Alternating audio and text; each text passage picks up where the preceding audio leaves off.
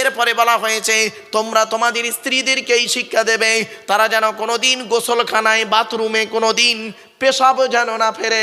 তারপরে বলা হয়েছে তোমরা তোমাদের স্ত্রীদেরকে এই শিক্ষা দান করবে তারা যেন কোনোদিন গোসলখানায় উলঙ্গ অবস্থায় গোসল যেন না করে। তারপরে বলা হয়েছে তোমরা তোমাদের স্ত্রীদেরকে এই শিক্ষা দেবে তারা যেন হাতের চুড়ি, কি বলেন হুজুর, চুড়ি চুড়ি চুড়ি, হাতের চুড়ি তারা যেন কোনোদিন দুটো ব্যবহার যেন না করে। স্বামী স্ত্রী অনুরোধ করে বলে যাচ্ছি মা বোনেরা, একটা হাতে একটা চুড়ি পরবেন, এক হাতে দুইটা চুড়ি পরা চলবে না, নবীর নিষেধ। এরপরে বলা হয়েছে এই স্বামীরা তোমরা তোমাদের স্ত্রীদেরকে এই শিক্ষা দান করবে তারা যেন মাথার বালিশ, কি বলে এরা বালিশ, হ্যাঁ কি বলেন, মাথার বালিশ তারা যেন কোনোদিন দুটো ব্যবহার যেন না করে। স্বামী স্ত্রী যখন ঘুমাবে একটি মাত্র বালিশ ব্যবহার করবে। আল্লাহর নবী তার কলিজার টুকরা ফাতেমাকে যখন আলীর বাড়িতে পাঠিয়েছিলেন, ফাতেমাকে কি দিয়েছিলেন? দুটো জামা দিয়েছিলেন, আর একটা কম্বল দিয়েছিলেন, খেজুর পাতার চাটাই দিয়েছিলেন, একটা জাঁতা দিয়েছিলেন, পানির কলসি একটা দিয়েছিলেন, আর একটি মাত্র চামড়ার বালিশ দিয়েছিলেন। কটা বালিশ? এই জন্য অনুরোধ করে বলে যাচ্ছি নিজের মেয়েকে যখন বিয়ে দেন, এ মুসলমানের বাচ্চা এরা কি করে জানেন, নিজের মেয়েকে, হাজী সাহেব তার মেয়েকে বিবাহ দিচ্ছে, নবীর সুন্নত আদায় করে না। এ করে কি, একটা খাট, গদি, ড্রেসিং টেবিল, আলমারি দিয়েছে, খাটের সঙ্গে দুটো ছোট ছোট মাথার বালিশ দিয়েছে 2 পিস, আর বিশাল বড় একটা ঠ্যাং বালিশ দিয়েছে। ওরে কি বালিশ বলে? ওই সে বলে কোল বালিশ। তার মানে কি, মেয়ের বাপ মেয়েকে শিখিয়ে দিচ্ছে, ওরে কলিজার টুকরা মা শোন, দুটো ছোট ছোট মাথার বালিশ দিলাম, তুই একটা মাথা রেখে ঘুমাবি, জামাই একটা মাথা রেখে ঘুমাবে। স্বামী স্ত্রী গন্ডগোল বাঁধলে মাঝখান থেকে দেয়াল দিয়ে দিবি, খবরদার নয়। স্বামী স্ত্রী একটা বালিশে মাথা রেখে ঘুমাবে। স্বামী স্ত্রী যদি এক বালিশে মাথা রেখে ঘুমায়, উপকারিতা কি? এই মা বোনেরা এইসব ওয়াজ শুনে যাও, বাড়ি থেকে প্র্যাকটিস করবে। খালি স্বামীর নামে তাবিজ করো, তাবিজ করা লাগবে না, শুনে নাও আজকের। স্বামী স্ত্রী যখন ঘুমাবে একটি মাত্র লম্বা বালিশ ব্যবহার করবে। এক বালিশে স্বামী স্ত্রী যদি মাথা রেখে ঘুমায়, একটা লম্বা বালিশে স্বামী স্ত্রী যদি মাথা রেখে ঘুমায়, আল্লাহর রহমত, মহব্বত, ভালোবাসা আল্লাহ বাড়িয়ে দেয়।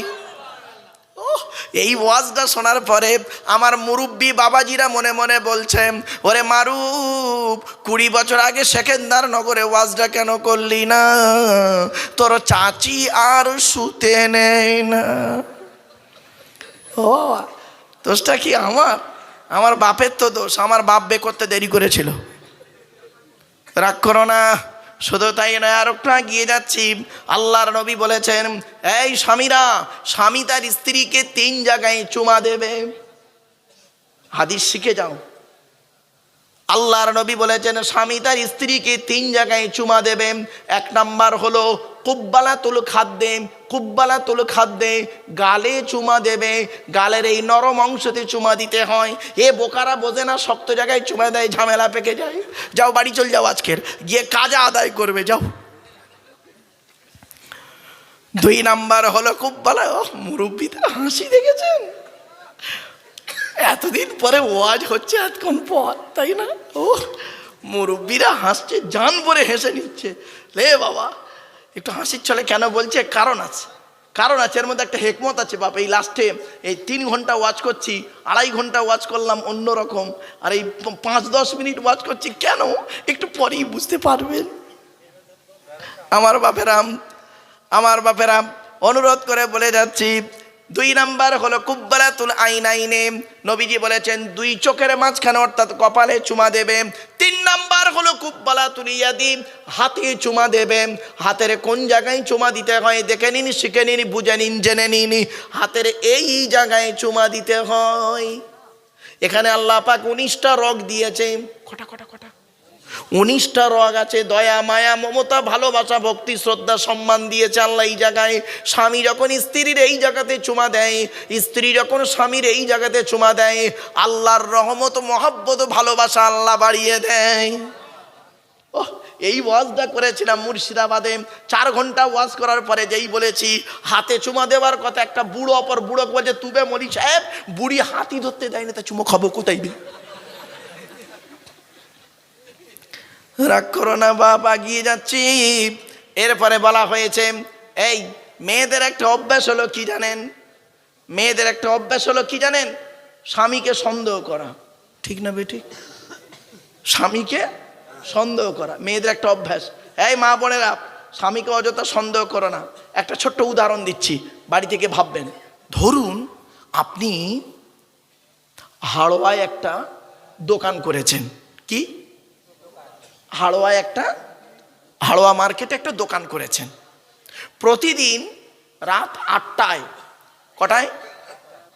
রাত 8টায় দোকানটা বন্ধ করে বাড়ি আসেন। 3 দিন রাত 10টায় বাড়ি ঢুকুন। প্রথম দিন বইয়ের ব্যবহারটা দেখুন। আজ রাত 10টা বেজে গেল।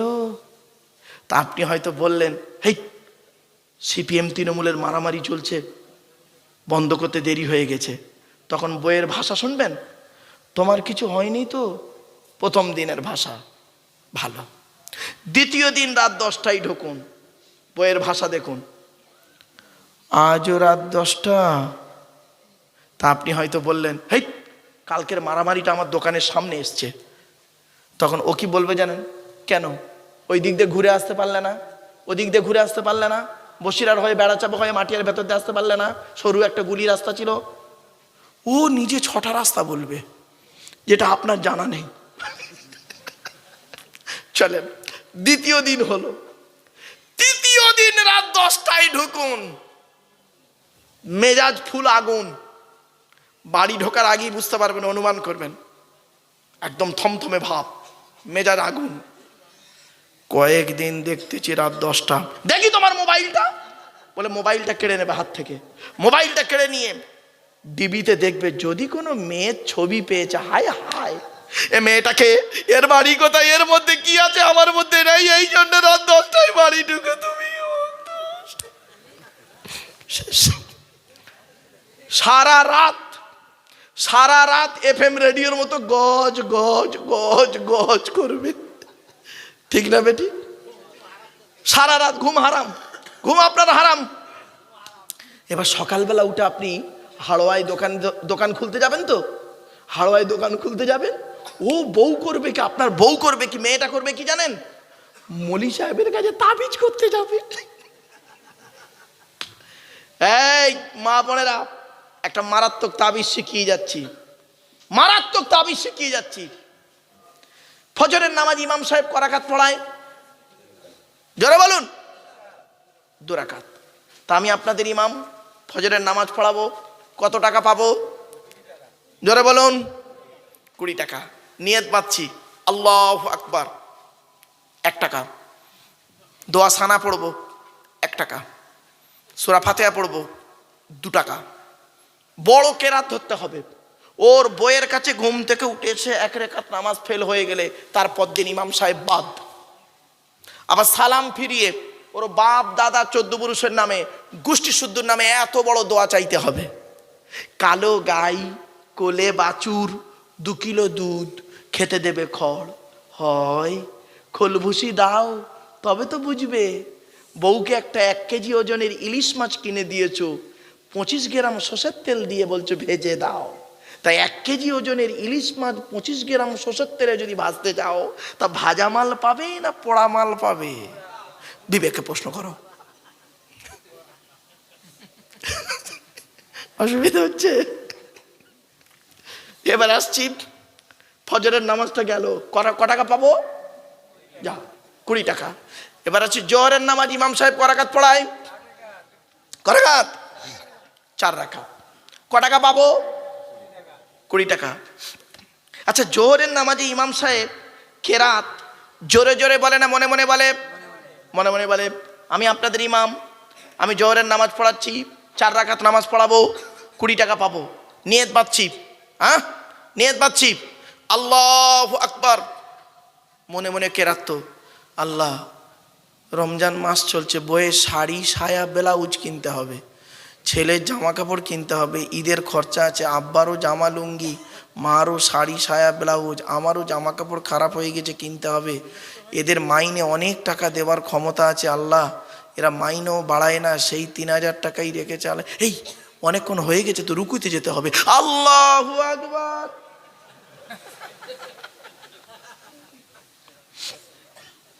কথাটা শুনতে হাসি লাগলো, বিবেককে প্রশ্ন করো মুসলমান। এই ভারতবর্ষের মুসলমানরা বেশি কোরআনকে অবমাননা করেছে, বেইজ্জতি করেছে। আর একটা কথা বলে দিচ্ছি, এই মা বোনেরা, আচ্ছা আছে আছে মেয়েরা আছে, এই মা বোনেরা, ইমাম সাহেবের কাছে মুরগি জবাই যদি করতে এনেছো, তোমাদের একদম শেষ হয়ে যাবে। মুসলমানের বাচ্চা, ইমাম সাহেব এরকম মুরগি জবাই করার জন্য লজ্জা করে না? জাতির কলঙ্ক, সমাজের কলঙ্ক। এই মুরব্বীরা বলে যাচ্ছি, নিজের বাড়ির মুরগি নিজে জবাই করবে। কি বলে জবাই করবে? বিসমিল্লাহি আল্লাহু আকবার। তোমার মুরগি তুমি জবাই করবে, তোমার বাপের চাকর আছে, ইমাম সাহেব মুরগি জবাই করবে। এই মেয়ে ছেলেরা, কোনোদিন ইমাম সাহেবের কাছে মুরগি জবাই করতে নিয়ে যাবে না। এ মুসলমানের বাচ্চা, এরা মুরগি জবাই করতে ভয় পায়, আর ভোটের সময় ভাই ভাইকে ছুরি মারতে ভয় পায় না।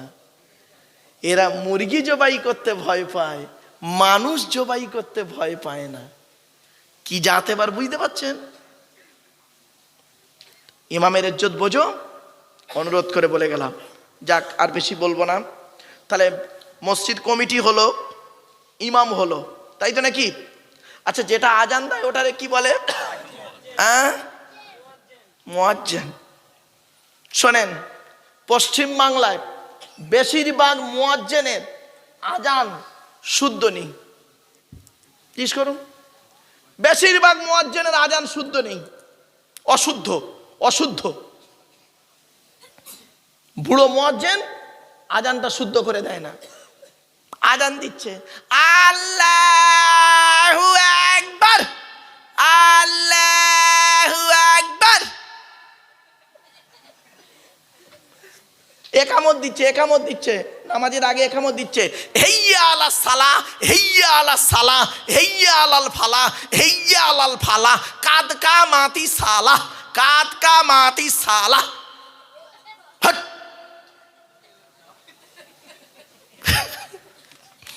বাস্তব কথা বলছি।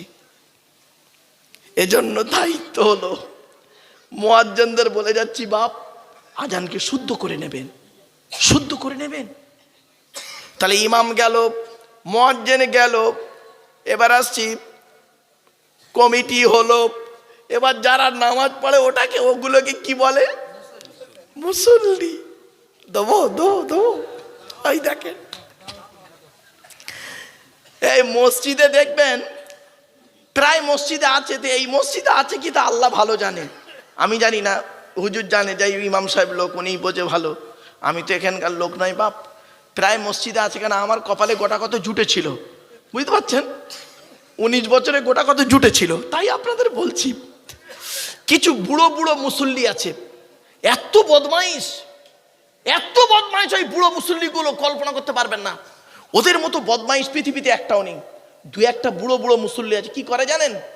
খিটখিটে দু একটা বুড়ো বুড়ো মুসল্লি আছে, বাড়িতে ও বুড়ির সঙ্গে ঝগড়া করে পারে না, ছেলের সঙ্গে ঝগড়া করে পারে না, বৌমার সঙ্গে ঝগড়া করে পারে না, মসজিদে এসে ইমাম সাহেবের খালি গোজা মারতেছে।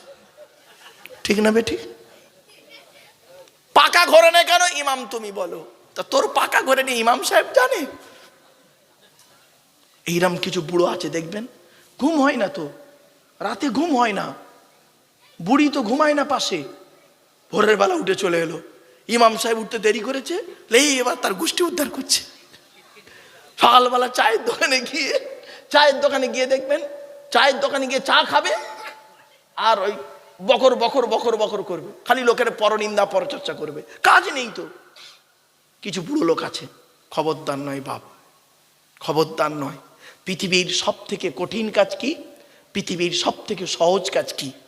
পৃথিবীর সব থেকে কঠিন কাজ হলো আত্মসমালোচনা করা, নিজেকে নিয়ে সমালোচনা করা।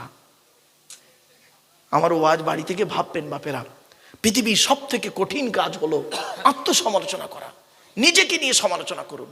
আমি কি একজন মানুষ? আমি মানুষ হতে গেলে আমার কি কি প্রয়োজন? আমার মধ্যে কি সেই জিনিসগুলো আছে? নিজেকে খুঁজে বের করুন। যদি আপনার মধ্যে থাকে তাহলে আপনি একজন স্বর্গীয় মানুষ, জান্নাতি মানুষ। পৃথিবীর সব থেকে কঠিন কাজ হলো আত্মসমালোচনা করা। আত্মসমালোচনা করলে নেকি হয়। আর পৃথিবীর সব থেকে সহজ কাজ হলো পর সমালোচনা করা। পর সমালোচনা করা, এটা করলে গোনাহ হয়, গোনাহ হয়। এজন্য বাপেদেরকে অনুরোধ করে বলে যাচ্ছি, চায়ের দোকানে বসে বসে লোকের গোঁজা না মেরে, লোকের মেয়ে কি হয়েছে, লোকের বই কি হয়েছে না হয়েছে, তুমি তোমার মেয়েটা কি করেছে দেখো দিনি, তোমার নাত বউটা নাতিটা কি করেছে, তোমার ছেলেটা কি করেছে একটু দেখো, লোকের ছেলের খবর নাও নি। ঠিক না বেঠিক? অনেকে দেখবেন কিছু লোক আছে হয়তো গরিব ছেলে নতুন চাকরি পেয়েছে, পেয়ে একটা পাকা ঘর বাঁধতেছে, চায়ের দোকানে গিয়ে ওর গোষ্ঠী উদ্ধার করতেছে। ঘর বাঁধতে দেখেছিস? এমনি 2 নম্বরই মাল আছে জানিস, লাও, শুরু হয়ে গেল। খবরদার নয়। লোক বিবেকানন্দ একটা কথা বলতেন, স্বামী বিবেকানন্দ একটা কথা বলতেন, শুনে নিন। লোকে কি হয়েছে, কি দেখেছে, কি শিখেছে, এটা বড় কথা নয়। তুমি নিজে কি হয়েছো, কি দেখেছো, কি শিখেছো, এটাই মূল ম্যাটার। ঠিক না বেঠিক? এই জন্য আপনাদেরকে আমি অনুরোধ করে বলে যাচ্ছি, বাপ সেকেন্দারনগরের মা বোনেদেরকেও বলে যাচ্ছি, হাতে ধরে পায়ে ধরে বলে যাচ্ছি, একটু সচেতন হন। চলুন এগিয়ে যাচ্ছি। আল্লাহর ঘর সম্পর্কে 2-1টা কথা আপনাদেরকে বললাম, আল্লাহ সম্পর্কে 2-1টা কথা আপনাদেরকে বললাম, নবী সম্পর্কে 2-1টা কথা আপনাদেরকে বলবো। তারপরে আর কতক্ষণ হবে হুজুর? আর কথা শেষ করবো? আর একটু হবে বন্ধ করে দেবো বাবা? আর একটু হবে না বন্ধ করে দেবো? আর একটু হবে? হ্যাঁ হবে। একবার তাকবীর আর নারায়ে তাকবীর, নারায়ে তাকবীর। আমি কিন্তু বাবা এতক্ষণ পর্যন্ত আপনাদেরকে মিষ্টি মিষ্টি কথাগুলো বলেছি। এবারে যে ওয়াজটা হবে টেরা বাঁকা ওয়াজ হবে, গরম গরম ওয়াজ হবে। অসুবিধা হবে? হবে না তো?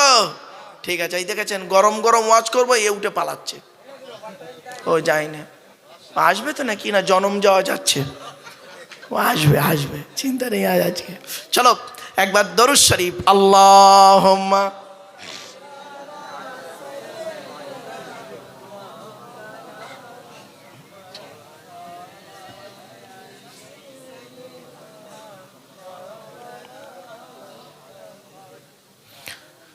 বিশ্বনবী মুহাম্মদ সাল্লাল্লাহু আলাইহি ওয়াসাল্লাম কি বলছে হুজুর?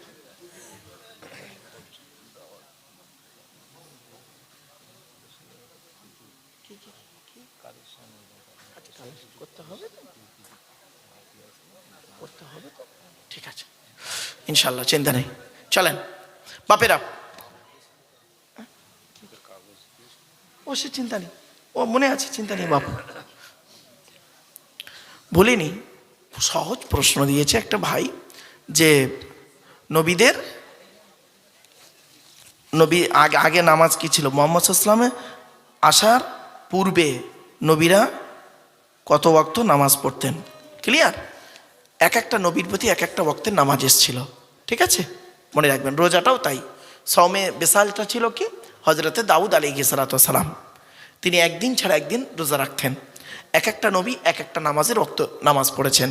আদম আলাইহিস সালাম ফজরের নামাজ পড়েছেন, শুধু তাই নয়, ইব্রাহিম নবী জোহরের নামাজ পড়েছেন।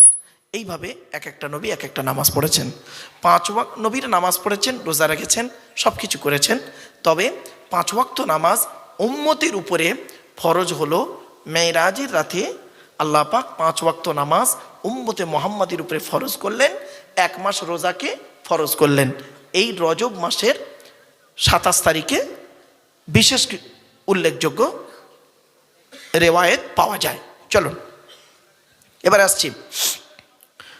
আমাদের নবী মুহাম্মদ সাল্লাল্লাহু আলাইহি ওয়াসাল্লাম তিনি কোন বংশে জন্মগ্রহণ করেছেন? জোরে বলুন। কুরাইশ। কুরাইশটা কে? কার নাম কুরাইশ? শুনে নিন। মোহাম্মদের বাপের নাম আব্দুল্লাহ, আব্দুল্লাহর বাপের নাম আব্দুল মোত্তালিব, আব্দুল মোত্তালিবের বাপের নাম আব্দে মান্নাফ, আব্দে মান্নাফের বাপের নাম হাশেম, হাশেমের বাপের নাম কুসাই, কুসাইয়ের বাপের নাম কিলাব, কিলাবের বাপের নাম মুর্রা, মুরার বাপের নাম লুবাই, লুবাইয়ের বাপের নাম কাব, কাবের বাপের নাম গালিব, গালিবের বাপের নাম ফিগির, ফিগির থেকে কুরাইশ বংশ এসেছে, জোরে বলুন সুবহানাল্লাহ। নবীর বাপের নাম আব্দুল্লাহ, মায়ের নাম আমিনা, দাদার নাম আব্দুল মোত্তালিব, দাদির নাম হলো নেতিলা বিনতে খব্বাব ব্রাকেটে ফতেমা, কেউ বলেছেন সামিরা। নবীর নানার নাম আব্দুল ওয়াহাব জুহরি, নবীর নানির নাম বারিনা বা বাররা, নবীর দুধমার নাম হালিমা, নবীর দুধ বাপের নাম হারেস, নবীর দুধ ভাইয়ের নাম আব্দুল্লাহ, নবীর বাপের নাম আব্দুল্লাহ, নবীর দুধ ভাইয়ের নাম আব্দুল্লাহ, দূরে যেন এক করে ফেলবেন না। নবীর জন্ম 570 খ্রিস্টাব্দে। ইংরেজি কি মাস ছিল? 29শে আগস্ট। আরবি মাস ছিল রবিউল আউয়াল মাস, 12 তারিখ, মতান্তরে 9 তারিখ, সোমবার 24 তারিখের সময় আরবের মক্কা নগরে কুরাইশ বংশে নবীর জন্ম। নবীর বাপেরা হলো 10 ভাই, নবীর মায়েরা হলো 19 বোন। নবীর বাপেরা ক ভাই? 10 ভাই। নবীর 9টা চাচা ছিল, 18টা খালা, 6টা ফুপু, 7টা ছেলে মেয়ে। এগুলো মাথায় রাখুন। নবীর 9টা চাচার নাম কি? বড় চাচার নাম হলো হারেস, কি বললাম? হারেস, জুবাইর, মুকাইম, ফাইদাক, জাইদাক, আবুল আহাব, হামজা, আব্বাস, আবু তালেব, নবীর বাপ আব্দুল্লাহ। জোরে বলুন সুবহানাল্লাহ। কই আবু জাহালের নাম তো এখানে নেই। আবু জাহাল নবীর নিজের চাচা নয়, খবরদার বলবেন না আবু জাহাল নবীর চাচা। জানে না তাই বলে ফেলে আবু জাহাল নবীর চাচা। চলো তাহলে আবু জাহালের পরিচয়টা কি? আবু মানে পিতা, জাহাল মানে মূর্খ, মূর্খের পিতা। ওর অরিজিনাল নাম হলো আমির বিন হিসাম, ওর বাড়ি হলো সিরিয়ায়, ওর বাপ হলো একজন ম্যাথর, মা হলো চরিত্রহীনা নারী। নবী ওর লানতের সার্টিফিকেট দিলেন, মূর্খের পিতা। ক্লিয়ার? চলুন এবার আসছি। নবীর ছেলে মেয়ে হলো 7টা, 3টে পুত্র সন্তান, 4টে কন্যা সন্তান। 3টে পুত্র সন্তানের নাম কি? বড় ছেলেটার নাম হলো কাসেম, কি বললাম বাবা? কাসেম। মেজো ছেলেটার নাম হলো তাহির বা তৈয়েব, ছোট ছেলেটার নাম হলো ইব্রাহিম, যেটা মারিয়া কিপ্তিয়ার পেটে এসেছিলেন। 4টে কন্যা সন্তান, তাদের নাম কি? বড় মেয়েটার নাম হলো জাইনাব, উম্মে কুলসুম, রোকেয়া, ছোট মেয়েটার নাম হলো ফতেমা।